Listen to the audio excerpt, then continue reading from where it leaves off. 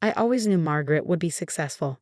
From the time we were kids, she had that spark, that perfect mix of charm and ruthlessness that spelled success in the business world. I was the quiet one, the studious one, the one our parents described as sweet, while they bragged about Margaret's latest achievement.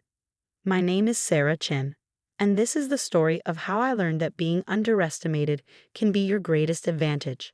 Growing up, Margaret was always the star of the family. While I spent my weekends buried in business textbooks, she was winning debate competitions and running successful fundraisers.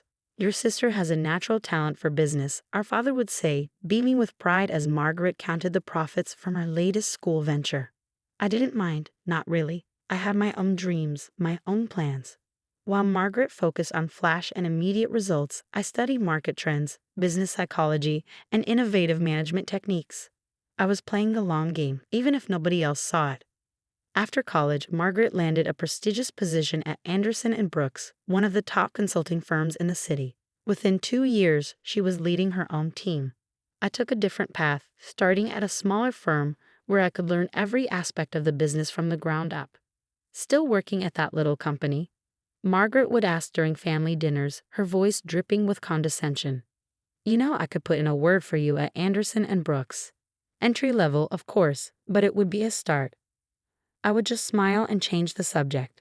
What Margaret didn't know, what nobody knew, was that I was building something of my own.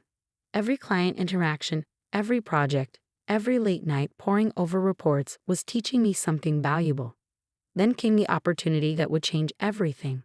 It started with a simple email from James Morrison, CEO of Morrison Technologies.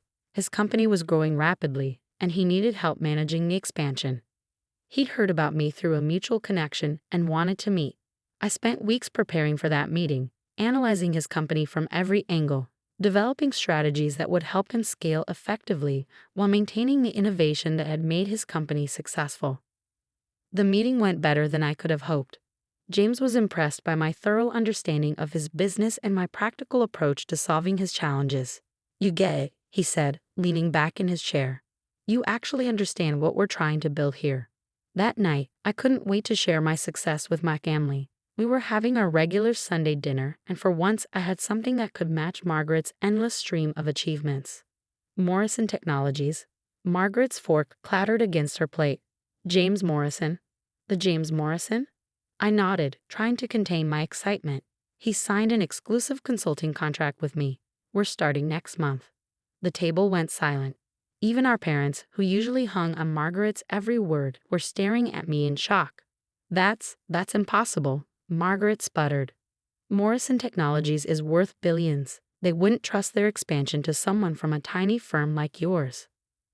"Well, they did," I said quietly, taking a sip of wine to hide my smile.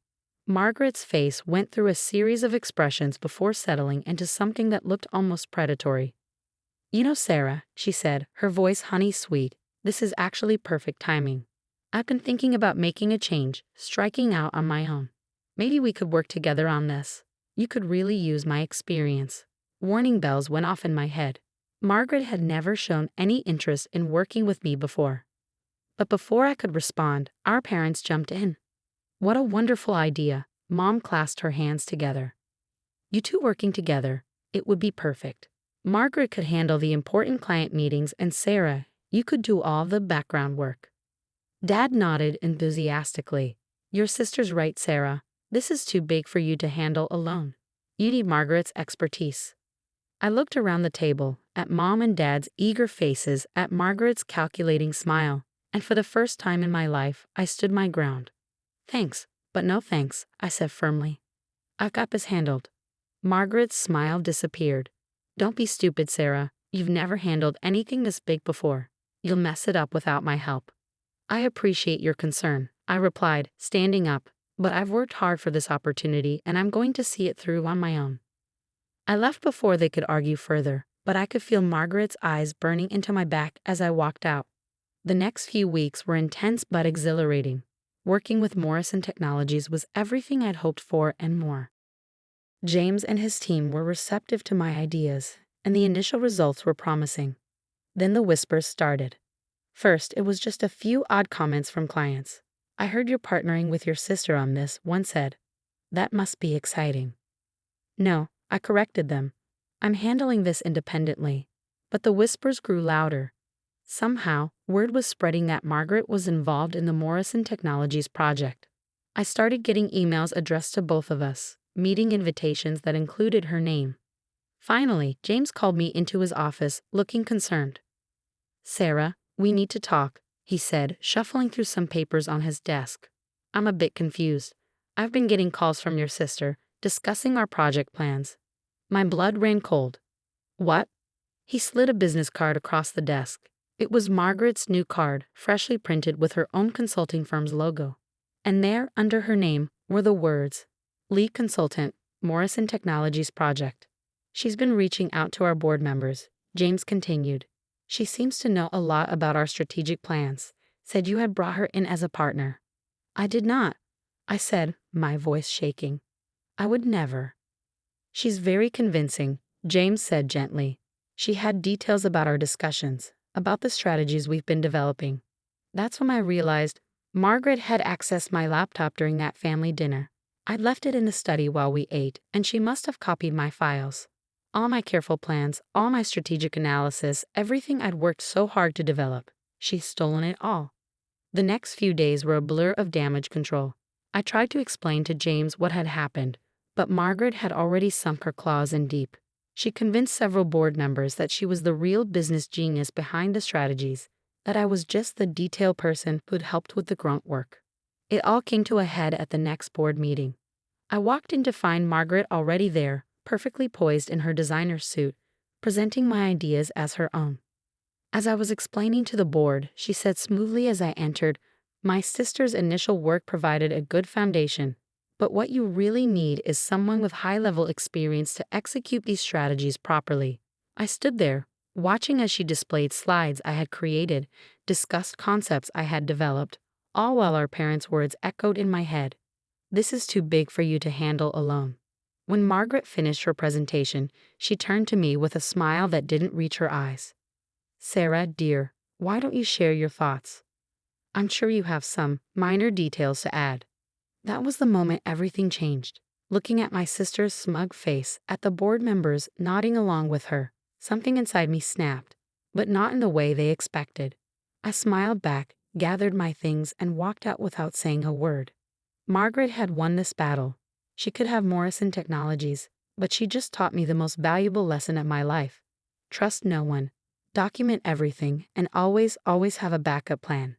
That night, I sat in my apartment, surrounded by years of research, client notes, and business plans. Margaret might have stolen my biggest client, but she hadn't stolen my brain, my experience, or my determination. I opened my laptop and created a new folder, Phoenix Consulting.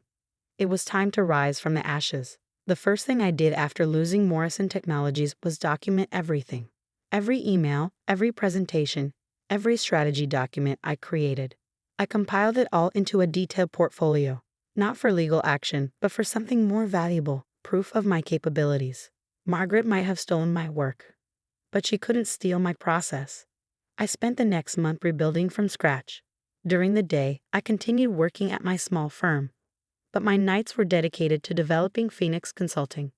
I wasn't just creating a business. I was creating something that would change the entire industry's approach to strategic growth. While Margaret focused on flashy presentations and big promises, I developed a unique methodology combining data analytics with human-centered design thinking. It wasn't sexy, but it was revolutionary. "You're making a mistake," my mother said during one of her guilt-trip phone calls. "Margaret's doing so well with Morrison Technologies. She could still bring you in." I cut her off mid-sentence. "Mom, I have to go. I'm meeting with investors." That wasn't entirely true. I was actually reviewing startup incubator applications. I'd realized something while watching Margaret steal my work. The real opportunities weren't with established corporations like Morrison Technologies. They were with innovative startups that needed help scaling effectively. The first break came from an unexpected source. Lisa Zhang, a former colleague from my small firm days, had joined a promising AI startup called Neuratech. They were brilliant at technology but struggling with business development. "Their tech is amazing," Lisa told me over coffee, "but they need help translating it into actual market success." I remembered how you helped scale that healthcare app last year. I spent that night reviewing Neurotech's business model and developing a preliminary strategy. By morning, I had a detailed proposal that showed exactly how they could optimize their growth while maintaining their innovative edge. The meeting with Neurotech's founders went differently than my Morrison Technologies presentation. Instead of trying to impress them with industry jargon and flashy slides, I focused on demonstrating deep understanding of their specific challenges. You're not just throwing buzzwords at us. Dr. Adams, their lead developer, said afterward. You actually understand the technology and its potential. They signed with Phoenix Consulting that day, my first major client as an independent consultant. Meanwhile, Margaret was living her dream at Morrison Technologies. Her Instagram was full of power poses in front of corporate logos and humble brag posts about leading the biggest tech expansion in the city's history. What she didn't post about were the growing problems with her implementation of my strategies. She'd understood the words in my plans but not the underlying principles. It was like someone following a recipe without understanding cooking. One small change could ruin the entire dish. I heard through industry contacts that projects were running behind schedule, costs were spiraling, and team morale was plummeting. Margaret's solution was to call more meetings and create more PowerPoint presentations. But I was too busy to gloat. Neurotech's success with my methods had caught attention in the startup community. Suddenly, my inbox was full of inquiries from other innovative companies looking for similar results. I hired Lisa away from her job to help manage the growing workload. Then I brought in David Martinez, a brilliant data analyst I'd worked with on previous projects. Within 6 months, Phoenix Consulting had grown to a team of 10, each person carefully chosen for their expertise and commitment to our methodology. 1 year after Margaret's betrayal, I was sitting in my new office reviewing quarterly reports when Lisa burst in. Have you seen this? She asked, holding up her phone. It was a news article about Morrison Technologies. The stock had dropped 30% after a disastrous quarterly report. The ambitious expansion Margaret had been managing had failed spectacularly. Sources inside the company cite mismanagement and poor strategic planning as key factors in the downturn. The article read, several board members have called for a complete review of all recent strategic initiatives. I set the phone down and turned back to my work. I had proposals to review for 3 new clients, all referred by satisfied customers. That weekend, during our mandatory family dinner, Margaret was uncharacteristically quiet. The usual designer outfit was replaced with something off the rack, and dark circles showed through her carefully applied makeup. The market is just volatile right now, she said defensively when Dad asked about the Morrison Technologies news. Everything's under control. I have a plan. I focused on my food, but I could feel her eyes on me throughout the meal. Finally, as I was helping Mom clear the dishes, Margaret followed me into the kitchen. Look, she said, voice low. I know we've had our differences, but I need your help.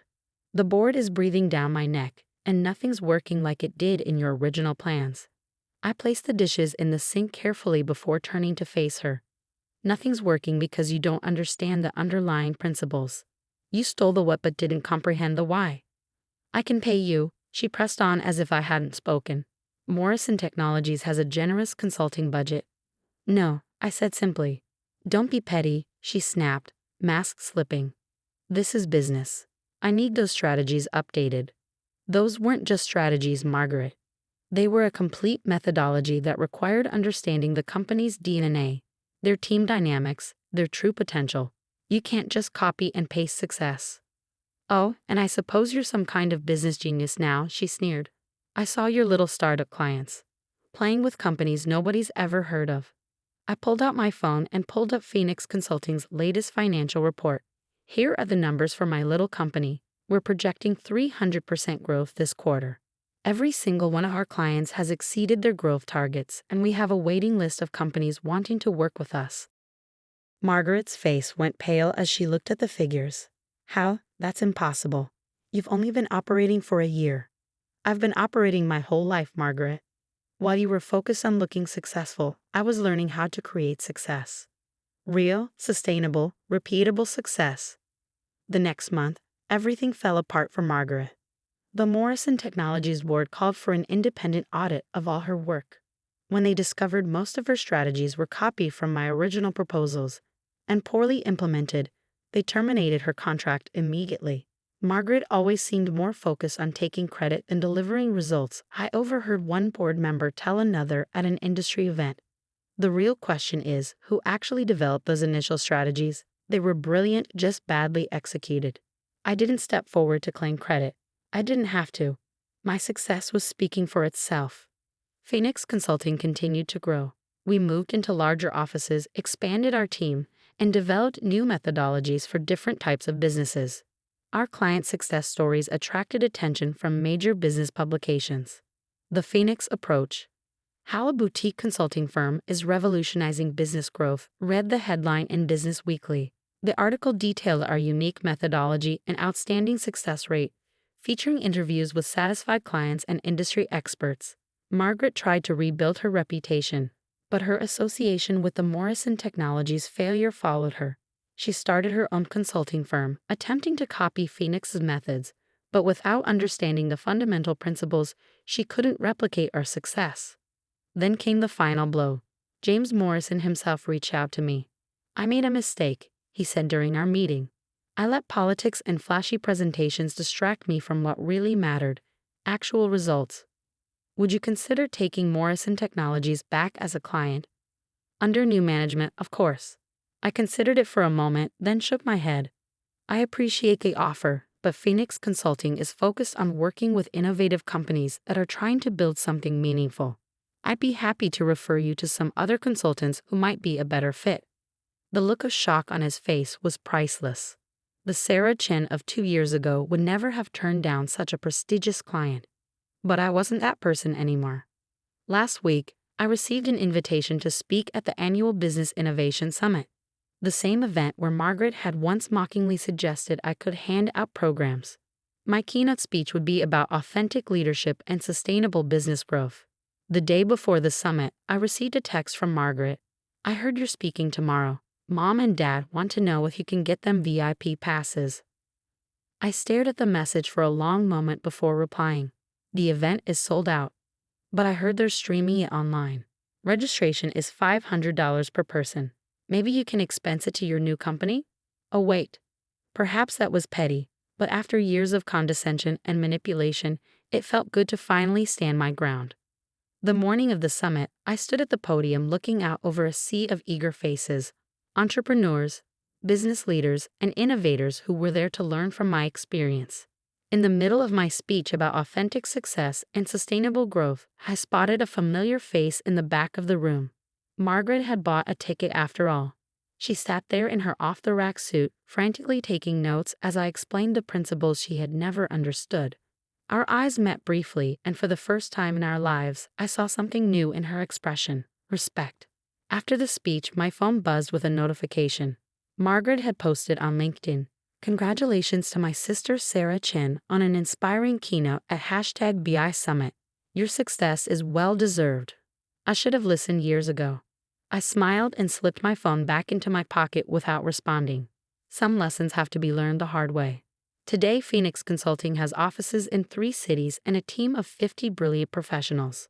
Our client waiting list is months long, and we're constantly developing new ways to help innovative companies achieve sustainable growth. Margaret? Last I heard, she was filing for bankruptcy protection for her failed consulting firm. Mom still brings up at every family dinner how I should help her out, give her a job at Phoenix. I just smile and change the subject. Some people never learn, but I did. Success isn't about who can shout the loudest or take credit the fastest. It's about understanding, innovation, and staying true to your principles. And sometimes the quiet ones really do finish first.